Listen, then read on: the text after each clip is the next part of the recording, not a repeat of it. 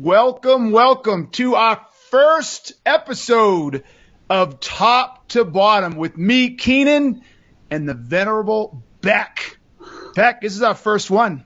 Do you think our brand, you think your brand got anybody here? That is what I'm all about, is brand.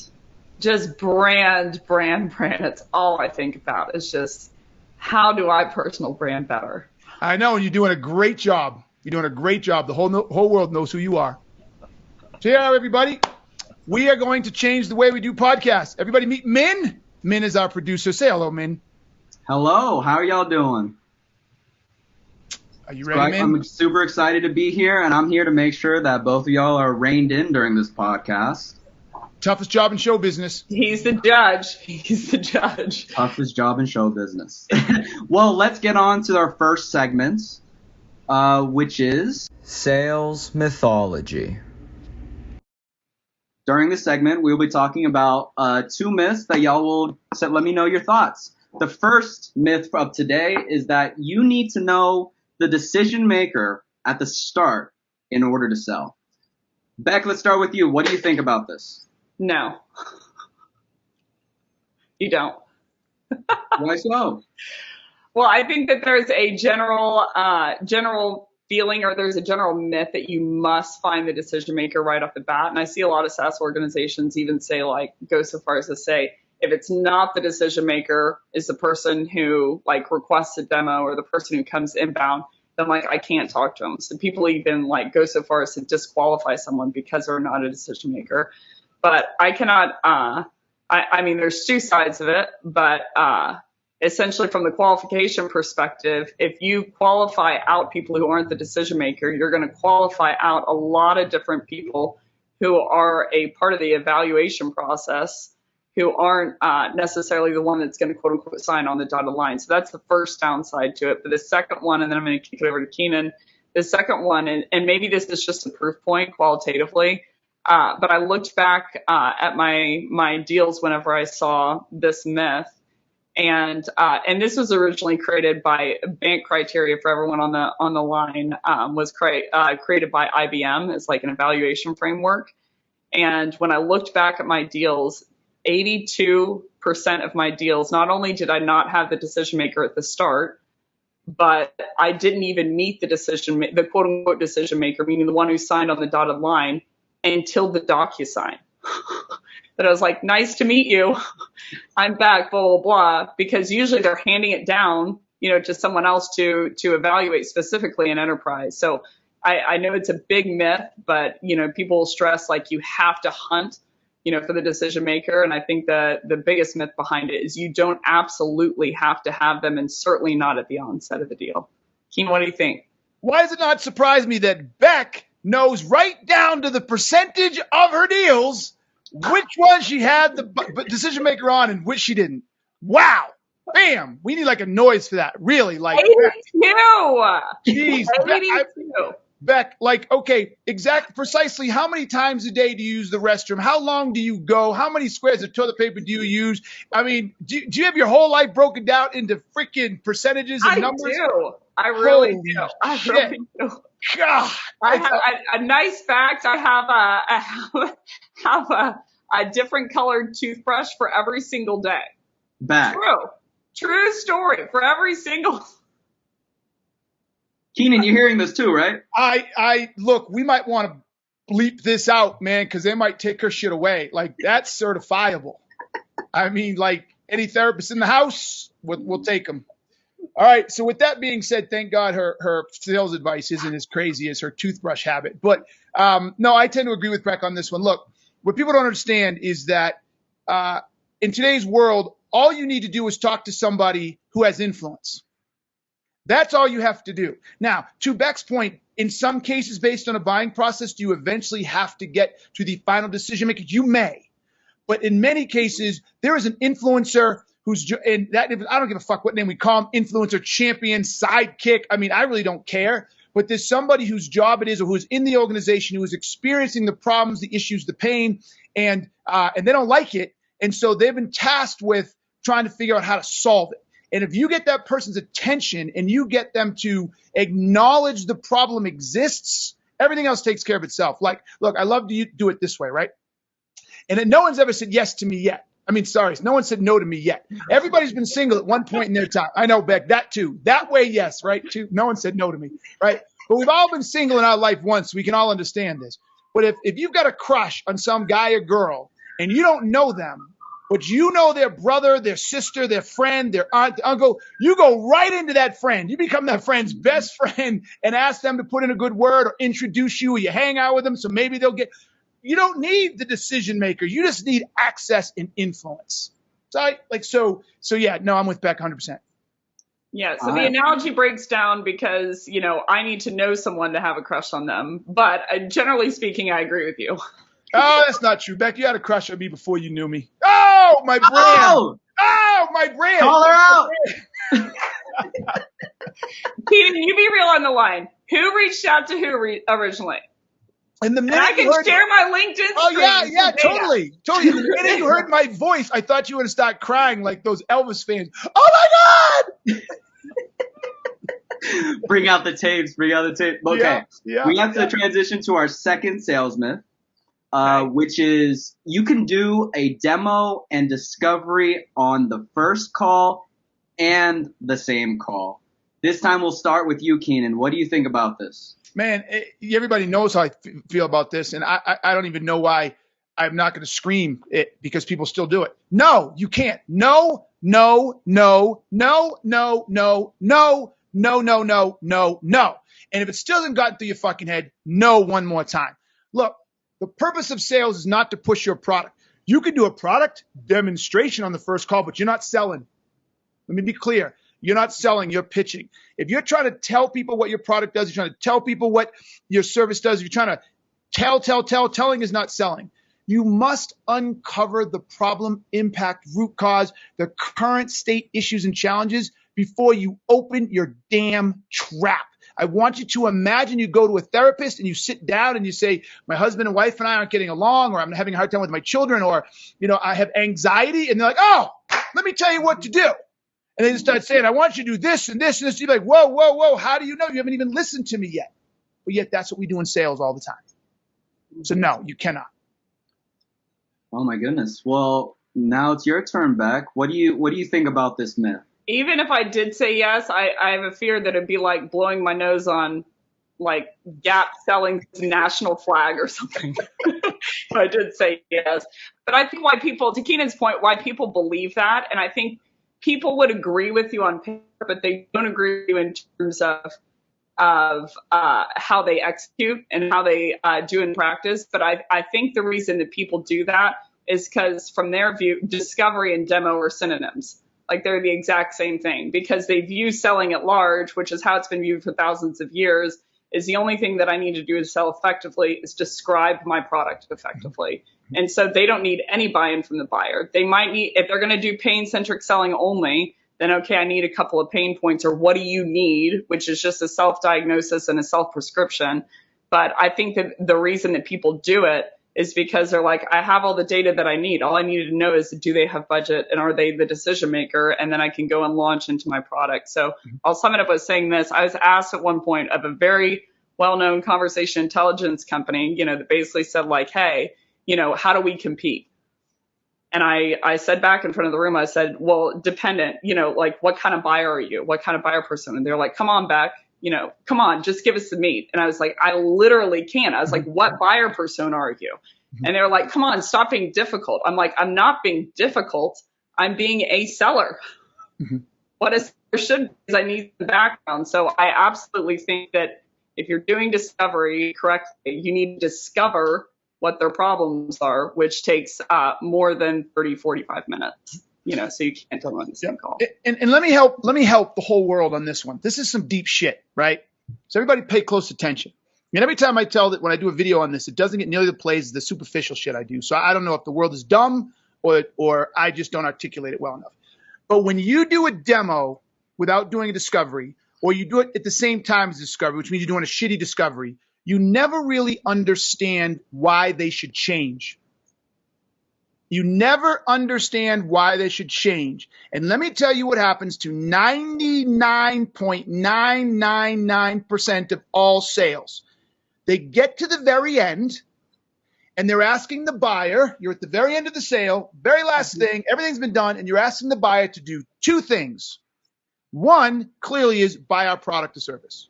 Yeah. But the other one they're asking them to do at the very same time is change from what they're doing today. And that's why so many salespeople lose to the status quo. The buyer's like, you know what? I like what you did. This is it, but I think we're just going to hold up. I think we're going to stay. Because you never uncovered the reason to change early enough. So a proper seller, which nobody has ever taught this before, which blows my mind, moves that decision to change to the front of the sale at the end of the discovery. So when I'm done with the discovery, the proper discovery, you've actually assessed enough that says, wow, I can't stay here. The buyer's like, nope, this is not okay. We can't continue to take these losses. We can't continue to spend this much time. We can't continue to deal with these many inquiries. We can't continue to deal with this raise in our incoming support tickets. We can't do it. We got to change. Once they say we got to change, then you can start talking about your product or service and what they should change to. But you can't do that if you don't do the discovery first. So I know we only have 20 seconds and I'm being measured on laconism and brevity apparently in this. But I will say you need to discover whether their problem is solvable by you. Yep. And is it the correct self-diagnosis, if nothing else from an ethical view. We have 4 seconds left.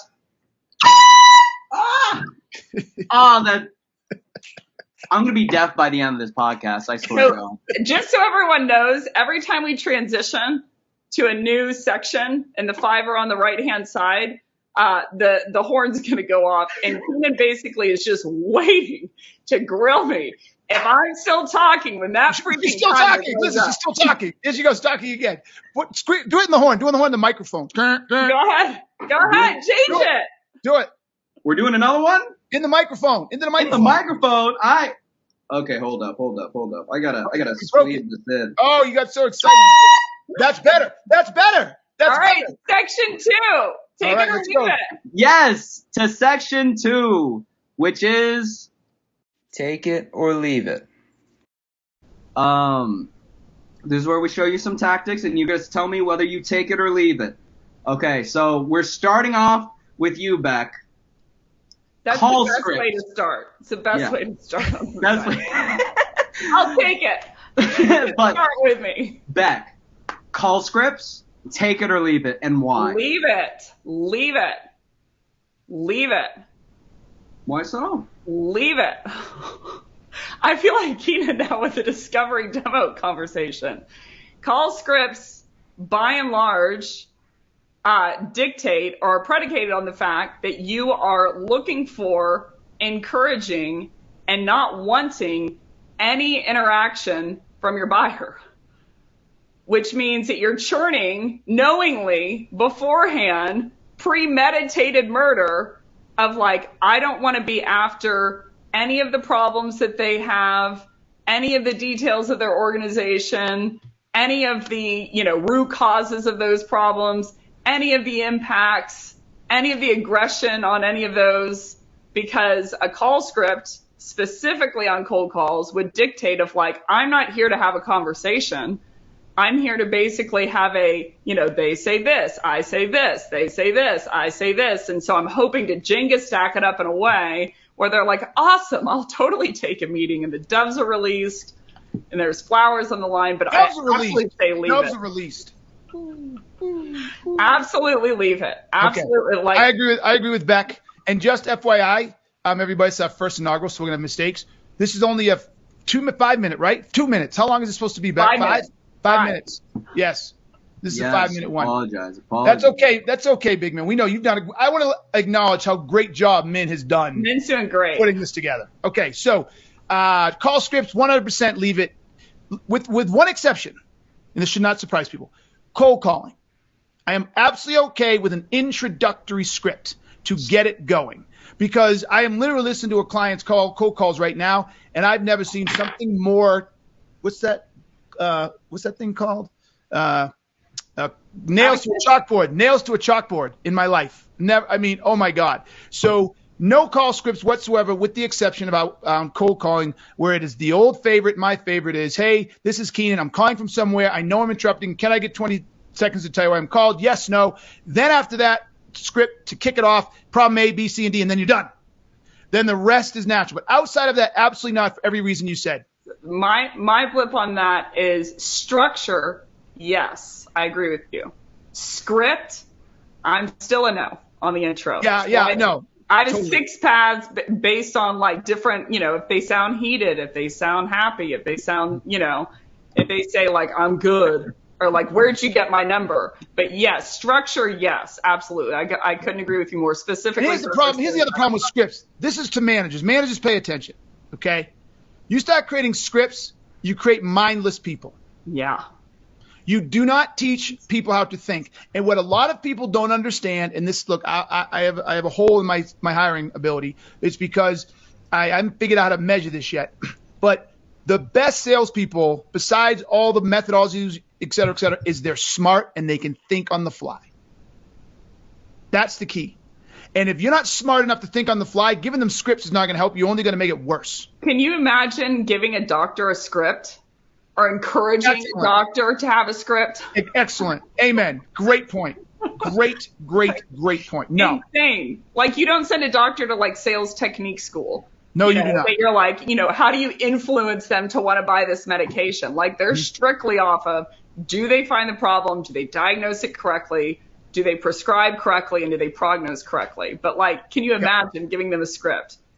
No. Insane. What's the next take it or leave it? Yes, the next take it or leave it, Becc, is free consultations.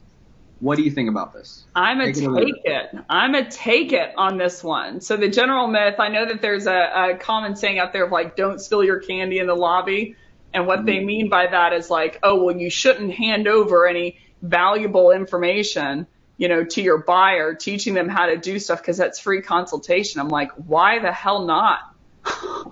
Like it establishes your credibility. Like the Gartner stat, I think it was Gartner that put out a stat that said 87% of buyers, prospective buyers, whether it's an enterprise software solution or it's a stick of gum, they don't want a seller involved.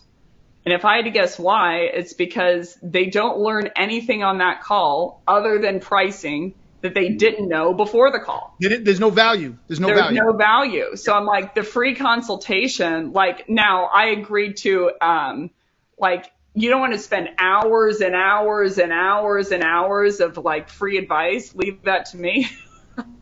Leave that to me, of hours of free endless advice. But I think you should absolutely, educate and uncover things for your prospects that might potentially or are currently hurting them, to gain credibility and to help them at the end of the day. So I'm going to take it on free consultation. What about you, Keenan? Do you take it or leave it? 100% take it. Look, man, I'm going to go back to my I got a crush on some girl metaphor. If she's going to give me 2 minutes on the phone, I'm taking it. You don't ever not take an opportunity. I'm an absolute motherfucking opportunist. And if a buyer's going to get on the phone with me, sit with me in person, have a cup of coffee, I don't even drink coffee, right? Go to a vegan restaurant. I'm not even vegan. I don't give a shit what it is. I am there.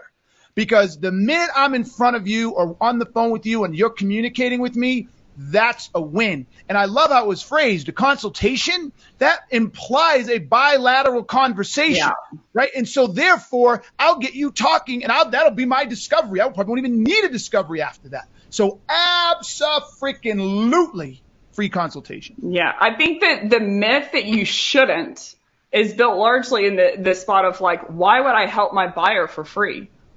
Yeah. Well, what people miss is giving them information and telling them how to do something, but being able to do something are two entirely different things. Yeah. I could argue my book, where's the damn thing, right? This book is 375 pages of a consultation. And people try it every day. They run out there every day. I could do that. No, you can't. I'm getting my kitchen redone right now, and they could have told there's blueprints down there, and I picked out everything, and if they dropped it on my front porch, said, have a great day, I'd be like, oh, shit. So now, no, give it away. Got you. We ended 5 seconds early, but just for good measure, we're gonna right around those hooks. I'm just gonna go dead fish on the line, so Keenan's not right. Just so LinkedIn world knows, I'm gonna go dead fish every time because I will be damned if he catches me on one of those transitions. It doesn't help if you talk after how well you didn't talk during the thing. No, but I hit the marker. Min needs to change the thing. This is on Change Min. the thing, man. Here we go. For sure. We're on to the next segment. The challenge. One specific topic that is hitting close to home for a lot of salespeople. And today's challenge is called Ghostbusters. It is how to follow up with prospects and leads that ghost you or turn cold during the sales process. Becc, would you like to start off with us?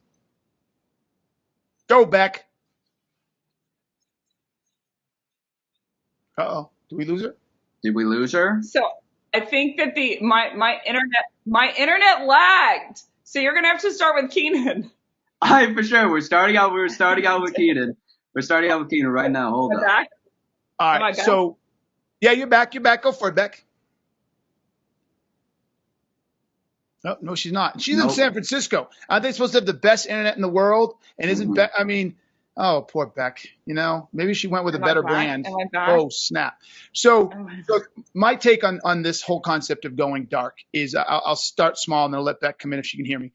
Is when someone goes dark, there's a myriad of reasons. Like everybody thinks there's only one or two. They're not interested or whatever. But in someone's day, I've gone dark on things I'm really interested in. But in someone's day to day, as they're trying to get stuff done, things happen. They lose track of the excitement of the potential sale, or other problems rise above that one in the moment, etc. So first is understanding when people go dark, it's nothing to do with you, and you can't take it personally, and you can't act as if somehow someone's doing something to you. But the second reason they go dark is you, and that's when you have provided, as Becc said earlier, zero value in the front end of the sale. You really did nothing to really provide value, to get engaged with you, be connected with you, want more information from you. You really haven't. And so they got what they needed and they're gone, and they'll figure the rest out at their own pace, the way they want to do it, etc. So the very first thing to do to keep someone from going dark is, Becc, tell them. Build value in the beginning. Yeah, and how do you do that? Discovery. Yay! Do proper discovery by finding problems that they need to solve. Yes, it's funny how that works, right? The best way to keep someone from going dark is to build value in the beginning. And that value is based on a discovery which uncovers, here's the cool part, everybody hold, pause for effect, the reason they should change. It is amazing. I want people to really understand the power of a sale after the buyer is admitted and agreed that their current state is untenable, intolerable, and that change is a must. No, it doesn't mean they're going to change to you. You hope they do, but you've done the work to get them to say, we can't stay here anymore. We cannot continue to sit in this slop. Once you've done that and you have a conversation with them, they don't go dark because they understand that going dark does not solve the problem. Mm-hmm. And so they're more available. So how to get them back, I'll share in a minute. But how to prevent them from going dark, I like to be proactive rather than reactive. Becc, what about you? Yeah, well, proactive is always going to be the best case scenario. But I would double down on your opinion of like, I would only dark someone if I didn't feel like I needed to change something in my current state because my problem was big enough. Like basically, if I thought that this was a quote unquote nice to have, or I thought that this was something that I didn't really need to solve for then.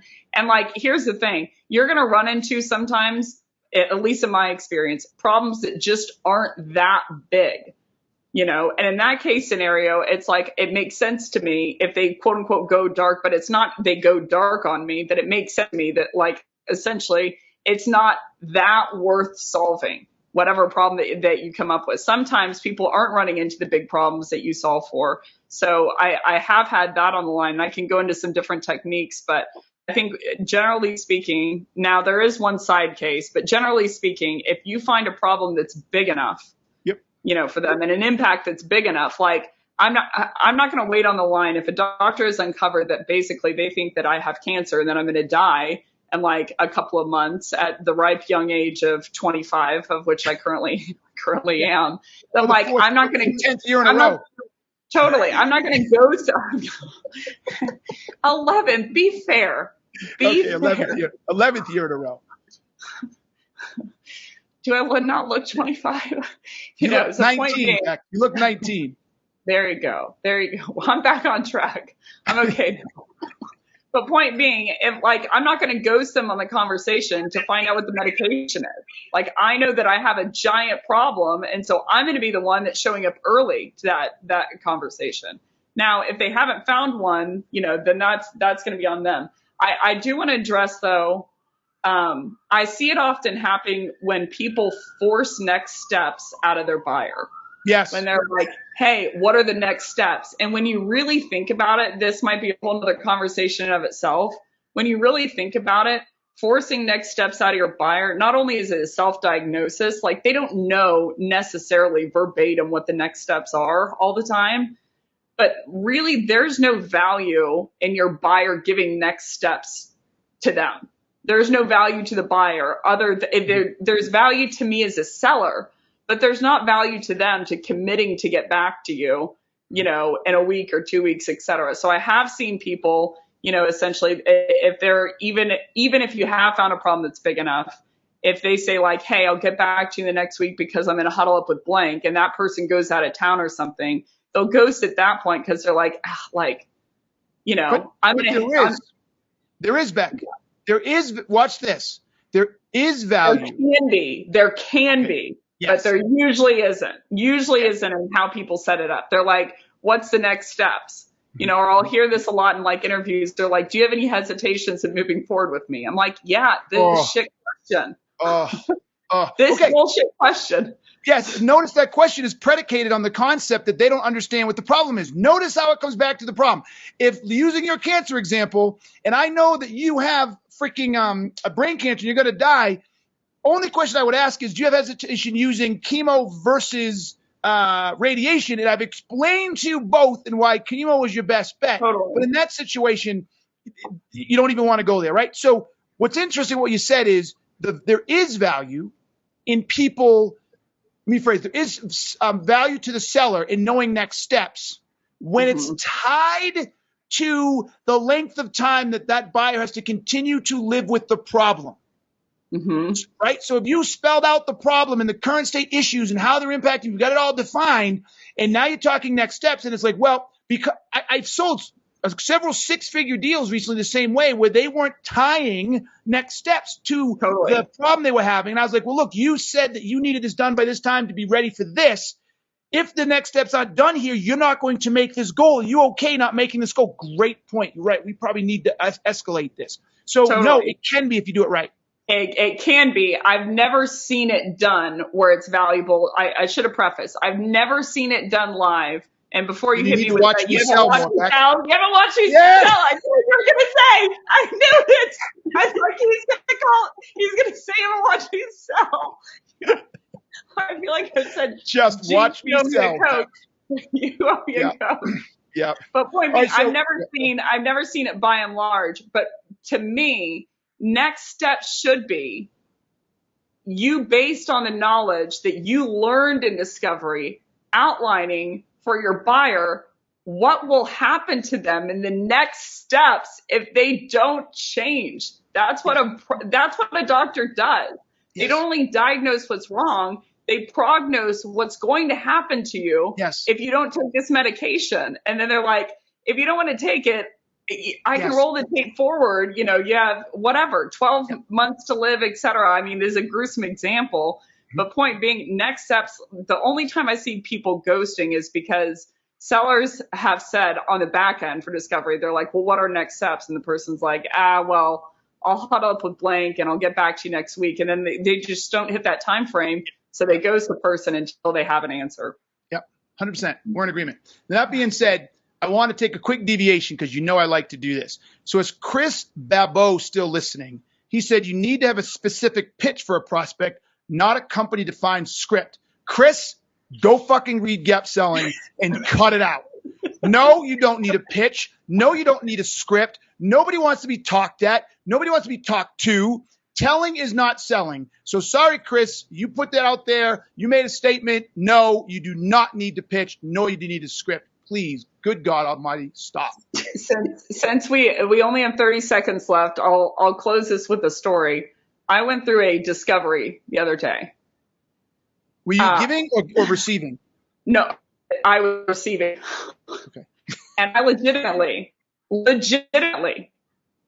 almost fell asleep on the line because it was like 2:30 in the afternoon and they were talking at me the entire time and their voice was so monotonous and they didn't ask me any questions that I seriously texted someone to say I might fall asleep. I wanted to make sure you were done.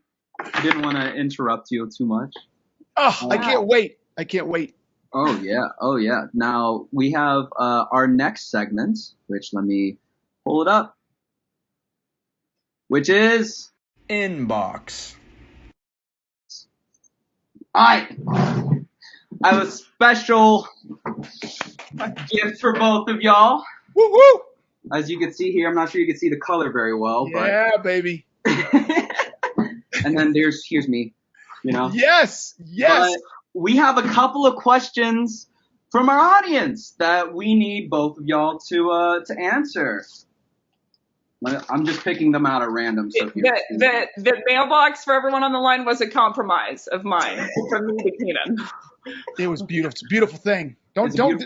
Becc, let everybody think you're part of the genius. Don't let them know that you're the dragger. Don't let them know. No, you're I don't want to be dragged through the mud when they're like, is that a mailbox?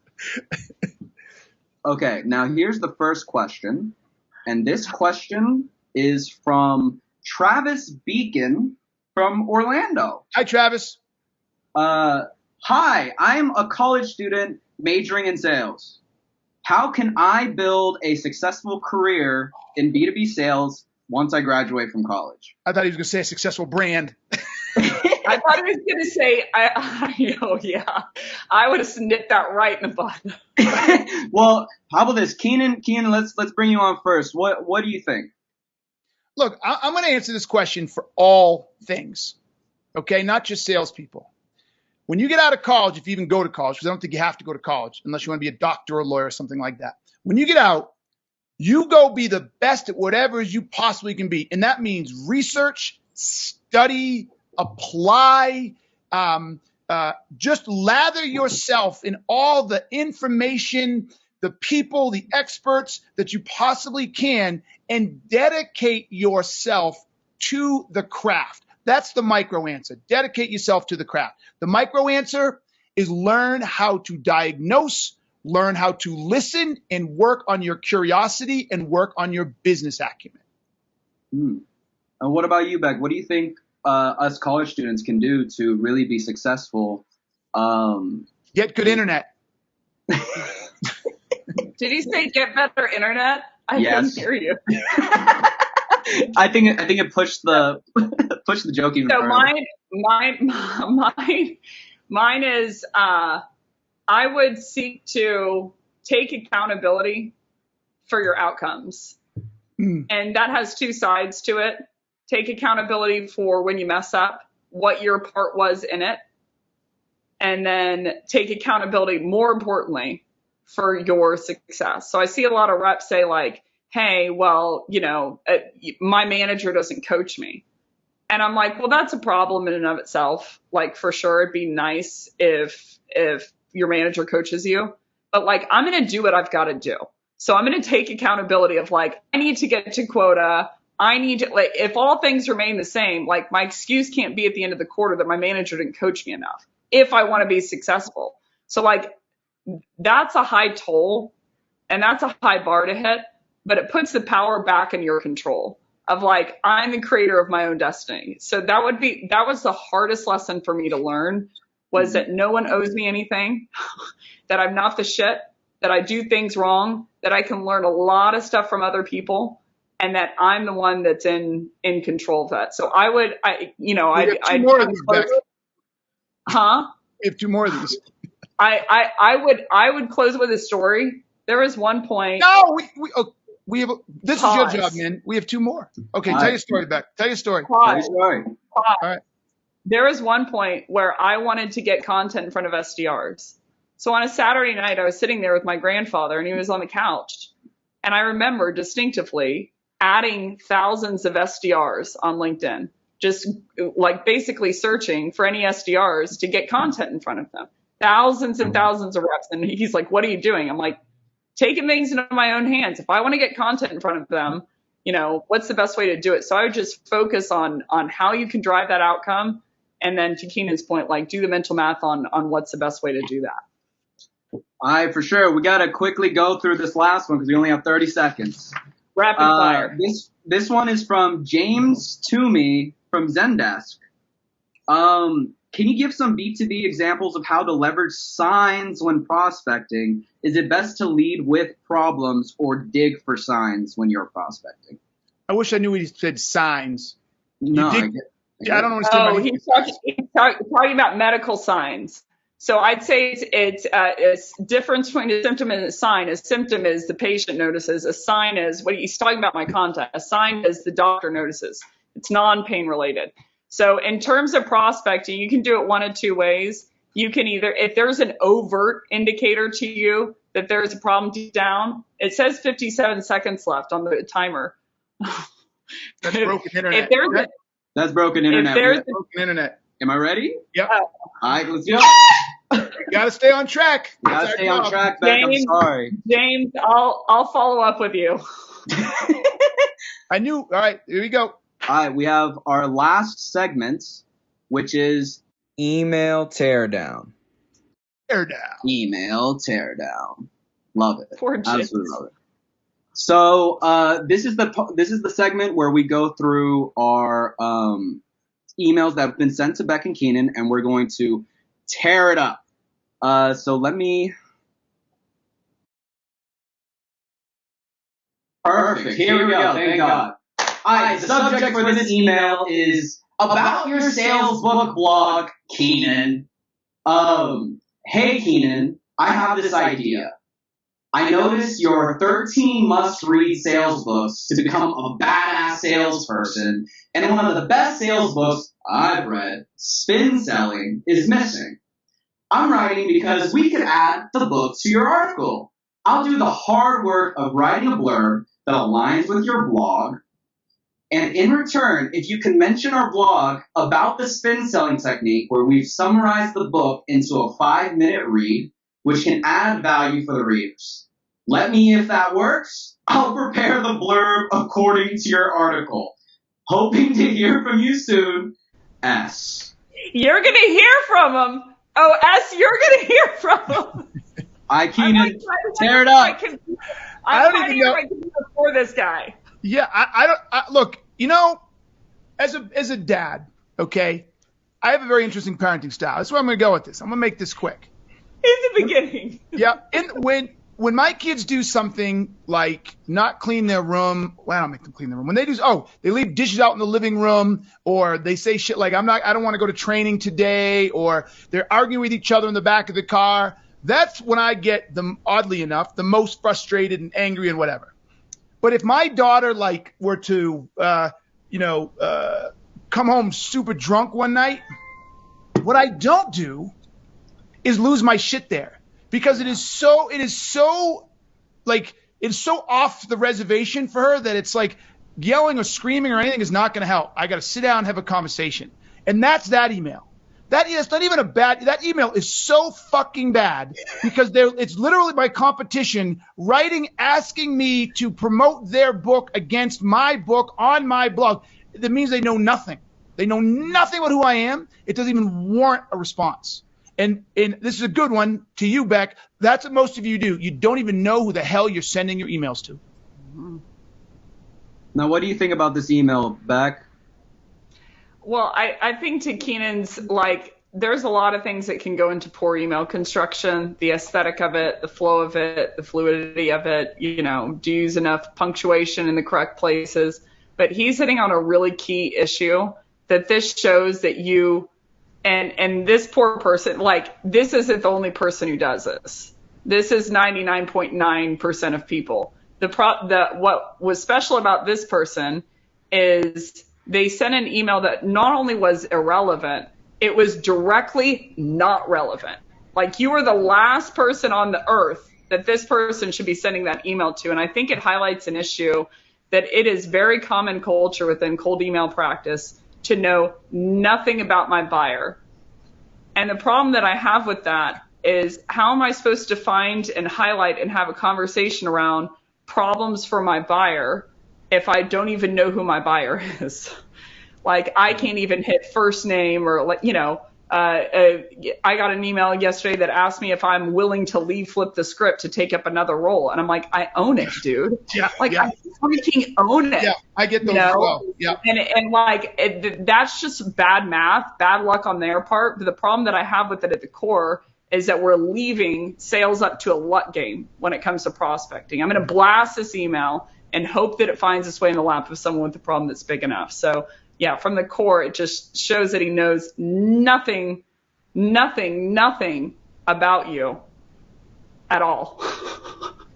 But yet they knew I had a blog, right?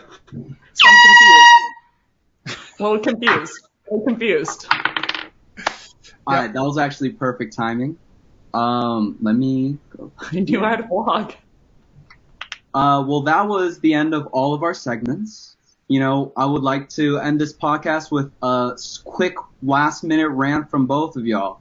Keenan, let's start with you. What rant do you have for us today? Oh, my goodness. I had one prepared, and I completely forgot what it was. So here's the rant. I'm going to talk about it tomorrow. We need to change fucking sales.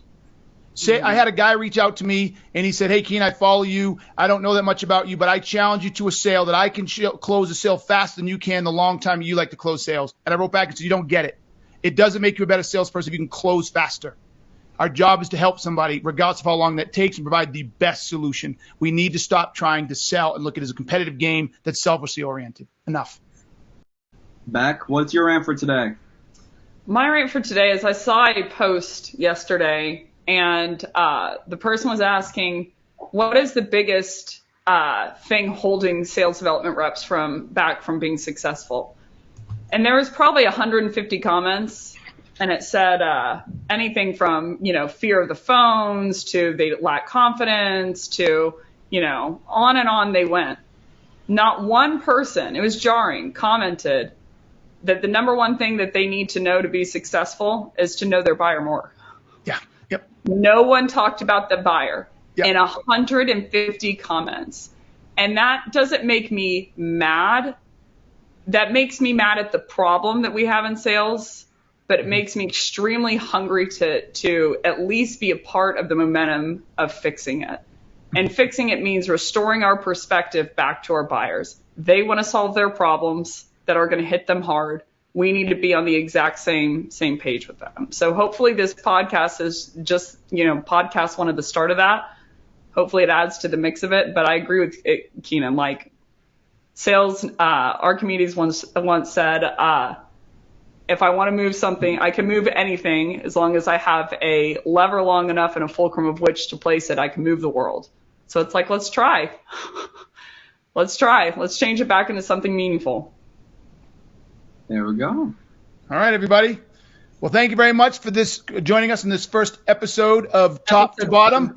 I'm your host, Keenan. And I'm Becc. And my name is Thanks for joining, everyone. Until next time.